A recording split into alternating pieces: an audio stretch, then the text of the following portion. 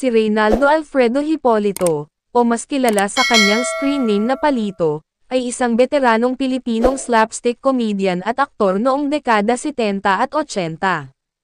Kilala siya sa kanyang kakaibang light build at manipis na pangangatawan, na nagbigay sa kanya ng self-deprecating screen name na Palito, na ang ibig sabihin ay matchstick, o toothpick, na tumutukoy sa manipis niyang pangangatawan, dahil sa kapayatan. Siya ay ipinanganak noong September 4, 1933, sa Calamba, Laguna, malapit sa Rizal Shrine. Noong siya ay teenager pa lamang, siya ay nagtrabaho, bilang tagahugas ng mga plato sa isang restaurant na tinatawag na Alex Soda Fountain, na matatagpuan sa tabi ng Cine Odeon, sa kahabaan ng Calle Azquerraga, na tinatawag ngayong Claro M. Recto Avenue. Ang nasabing restaurant ay madalas na pinupuntahan ng mga malalaking artista noon, at doon siya natuklasan o nadiskubre ni Lauro Santiago, ng Santiago Productions. 21 years old pa lamang siya nang mas-abak sa mundo ng stage acting. Siya ay nag-aral sa Arellano University. Dahil sa kahirapan, ay mas pinili niyang mag-artista kaysa ipagpatuloy ang kanyang pag-aaral. Nagsimula si Palito bilang extra sa pelikulang Prinsipe Amante noong 1960 na pinagbidahan ng Noy superstar na si Rogelio de la Rosa. Isa sa mga naunang pelikula niya ay ang Pitong Zapata noong 1965 bilang extra. At ang una naman niyang pelikulang hindi extra role ay bilang sidekick ni Jun Erestorinas sa late 60s film na Bingbong at Dodong. Sa umpisa, ay sa mga action films siya napapasama. Pero dahil sa payat siya, nag-focus na lang siya bilang isang komedyante. Nakasama niya ang mga nooy bigating mga artista, tulad nina Fernando Poe Jr., Dolphy, Chiquito, Nino Mulak, ang comedy trio na Tito Vic at Joey. Noong huling bahagi ng dekada 70, ang pagbagsak ng mga pelikulang Pilipino at paglitaw ng mga pelikulang bomba, ay nagpahina sa karera ni Palito. Ang mga action at comedy films, na ginawa ni Palito, ay hindi na ginagawa tulad ng dati. Kaya nalugi siya ng malaki, dahil hindi na masyadong tinatangkilik, ang ganoong uri ng pelikula na tulad ng ginagawa ni Palito kaya halos naubos ang kanyang puhunan. Noong dekada 80, si Palito ay bumida sa mga pelikulang tulad ng Johnny Rambo Tango noong 1985, Rambo 2, 1986, James Bond, Agent 001, at Commander Calansalay, 1988. Napapanood din minsan si Palito sa mga kitsch Pinoy horror films bilang zombie o bangkay. Ang malalalim niyang mga mata at manipis na katawan ay bagay na bagay sa mga role na bangkay, kaya madalas siyang kinukuha para gumanap sa mga nasabing pelikula.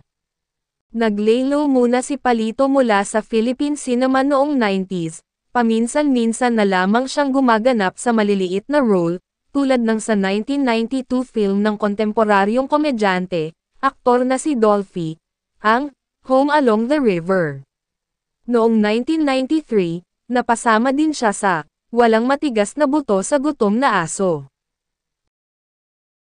Noong June 17, 2004, ginanap ng burgeoning comedy actor na si Vong Navarro, ang buhay ni Palito, sa drama series ng antolohiya na Maalaala Mo Kaya, na nakatuon sa kwento ng kanyang buhay, bilang isang nakaligtas sa pananakop ng mga Hapones, noong ikalawang digmaang pandaigdig, at noong kanyang kasagsagan bilang isang komedyante ng slapstick noong dekada 70 at 80.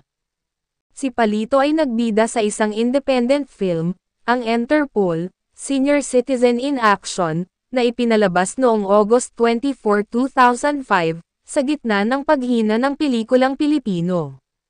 Bagamat natanggap ito ng maayos ng mga nostalgic moviegoers at local movie critics, hindi nito nakuha ang pansin ng publiko, dahil sa kakulangan ng promosyon at marketing.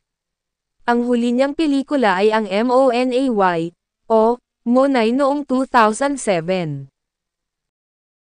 Ibinenta ng pamilya ni Palito ang kanilang bahay sa Pasita Complex sa San Pedro, Laguna, noong 2004 at lumipat sa Imus, Cavite, para sa mas maliit na lugar sa isang murang housing subdivision sa Cavite.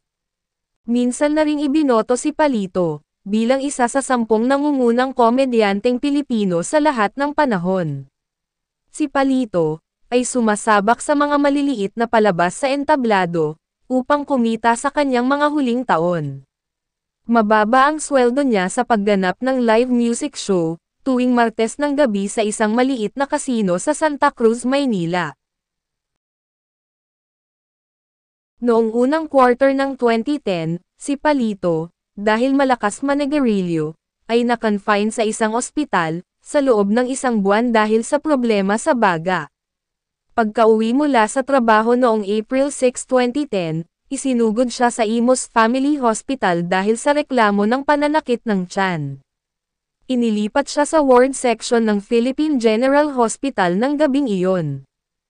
Unang inihayag ni Mark Escueta, drummer ng bandang River Maya na nakatrabaho ni Palito para sa music video ng kanilang single na Ambocha, ang balitang nagkasakit si Palito sa pamamagitan ng Facebook.